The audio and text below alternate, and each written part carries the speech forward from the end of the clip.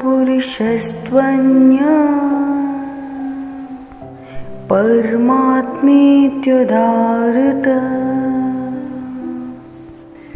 यो लोकत्रयमाविश्य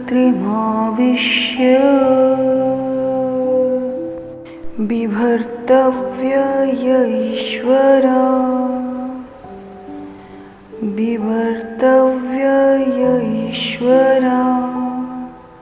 सर्वज्ञ श्री चक्रधर स्वामी की जय।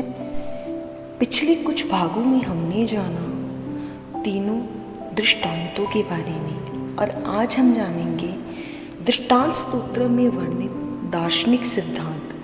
दृष्टांत स्तोत्र धार्मिक ग्रंथ होने के साथ साथ एक दार्शनिक ग्रंथ भी है। दार्शनिक ग्रंथ होने के कारण दर्शन शास्त्र के विषय पर विचार करना उचित होगा। दर्शन शब्द प्रश्नार्थ का दृश्य धातु को ल्युट प्रत्यय करके निष्पन्न होता है। ल्युट प्रत्यय का अन शेष रहता है।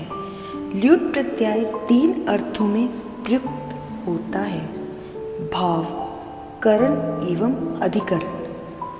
इस प्रकार दर्शन शब्द अपने व्यापक अर्थ में देखना वह साधन जिसके द्वारा किसी वस्तु या विषय को देखा जाए या समझा जाए तथा आधारभूत वस्तु इत्यादि अर्थों को व्यक्त करता है। पश्चिम में जो फिलॉसफी शब्द से ज्ञान या विद्या का बोध होता है वही दर्शन शब्द से भी होता है। तात्पर्य है कि फिलॉसफी और दर्शन शब्द एक दूसरे के पर्यायवाची हैं। प्रत्येक जाति और समाज में आत्मा, परमात्मा, विश्व और प्रपंच आदि को लेकर कुछ निश्चित धारणाएं होती हैं। इन्हीं धारणाओं को उस समाज का दर्शन कहा जाता है। इसी बात को डॉक्टर नरेंद्र देव सिंह शास्त्री अपने शब्दों में कहते हैं: भारतीय मनुष्यों के उर्वर मस्तिष्क में जिस कर्म, ज्ञान और भक्तिमय तृप्तता का प्रवाह उद्भूत हुआ, उसने दूर दूर के मानवों की कल्मश को धोकर उन्हें पवित्र, नित्य शुद्ध बुद्ध और सदा स्वच्छ बनाकर मानव के विकास में योगदान किया है। इसी पतित पावनी धारा को लोग दर्शन नाम से संबोधित करते हैं। इन्हीं दर्शन सिद्धांतों को दार्शनिक सिद्धांत कहते हैं।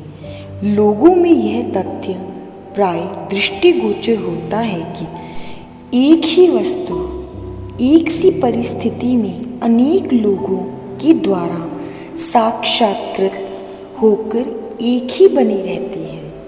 उसकी वास्तविक स्थिति में कोई अंतर नहीं आता, किंतु बाह्य प्रत्यक्ष दृष्टा के मनोमय प्रदेश में प्रवेश करने के पश्चात जब उससे ऊपर आते हैं तो अनेक रूपों में परिवर्तित हो जाते हैं। उसका एकमात्र कारण विद्वानों की दृष्टि, व्यक्तिगत भावना और वर्णन की योग्यता है। उदाहरण के लिए ईश्वर नित्य, शुद्ध, बुद्ध और मुक्त स्वभाव होने के साथ साथ सृष्टि के उत्पादक, रक्षक और संहारक भी हैं। यह तथ्य एक दार्शनिक तत्व है, किंतु मतावलंबियों ने बाह्य विश्व को भिन्न भिन्न उपमाएं देकर अपने विचारों के प्रमाण युक्त प्रतिष्ठित करने का प्रयास किया है।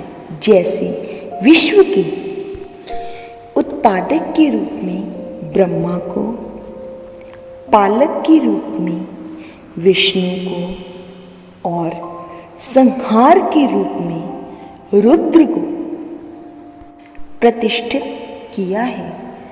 इस उदाहरण से यह स्पष्ट हो जाता है दर्शन की एकता और अभिन्नता मतों में जाकर अनेकता और भिन्नता में परिवर्तित हो जाती है। आज के लिए केवल इतना ही। मैं पुनः आपकी सेवा में उपस्थित होंगी अगले भाग में।